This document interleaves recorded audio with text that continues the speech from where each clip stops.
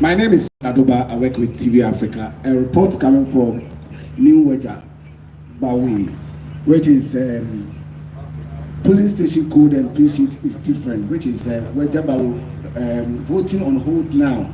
Voting on hold, New Weja, over differences in polling station code and precinct. I don't know whether the commission is aware of this issue.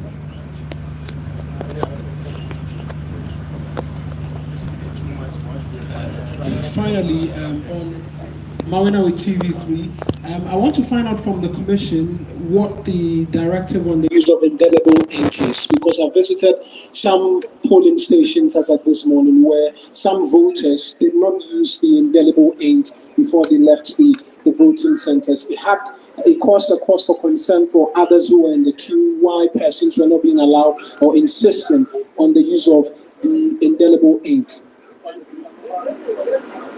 Thank you very much.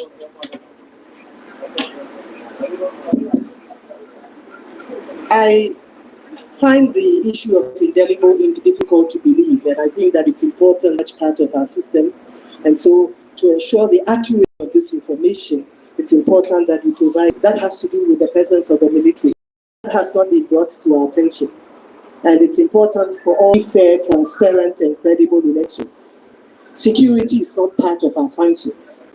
And I think when you look at that, not part of our functions, and we do not know the security strategy of the security agencies, seeing houses working with us to transport the ballot papers to the armories, protecting our equipment in the armories, protecting our offices as well.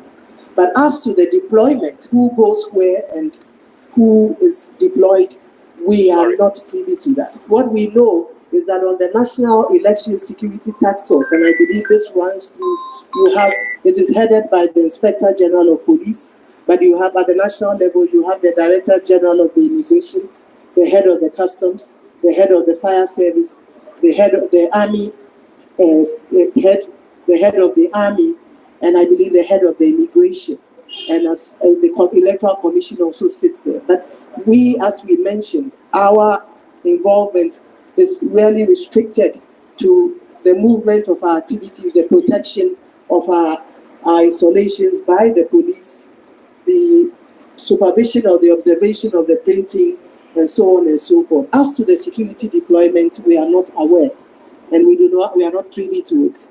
So we would, we would investigate these issues that you have made. It's important that when you make these, you raise these issues, you are very direct and you provide information as to where those things are. But in terms of security, we have no hand in it, and we do not make security arrangements. Thank you very much.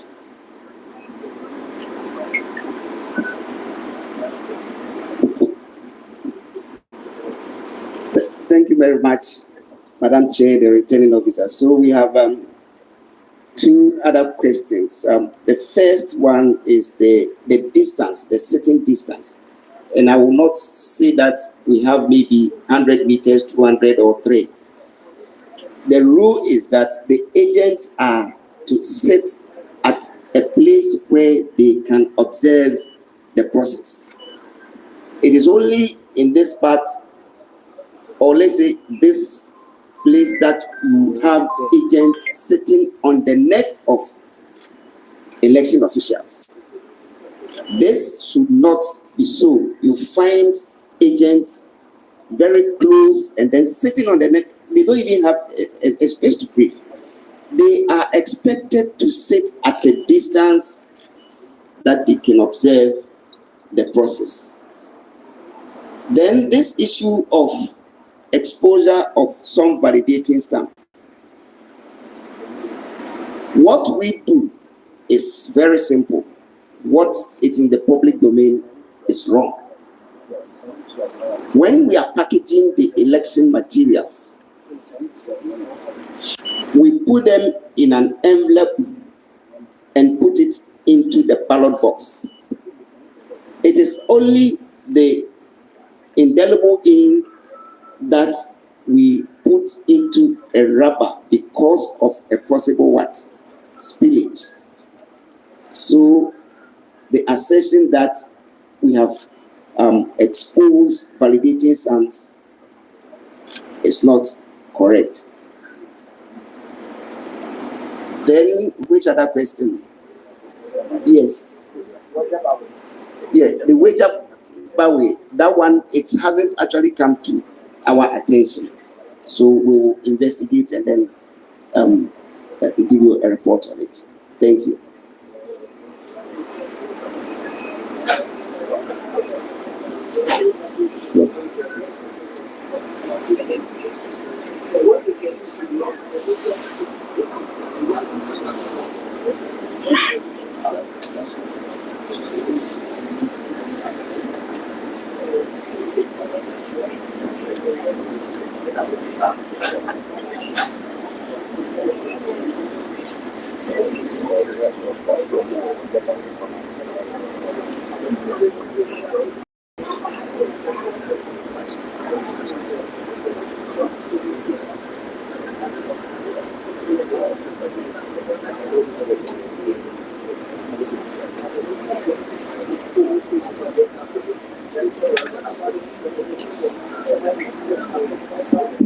So, reports, yes, indicates that there hasn't been any delay.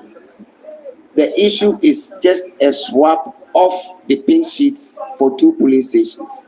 So it's just a matter of sending the swap pin sheet to the correct what? Polling station. So it's just what? A swap. That is the update that we have. Thank you. So voting is still ongoing.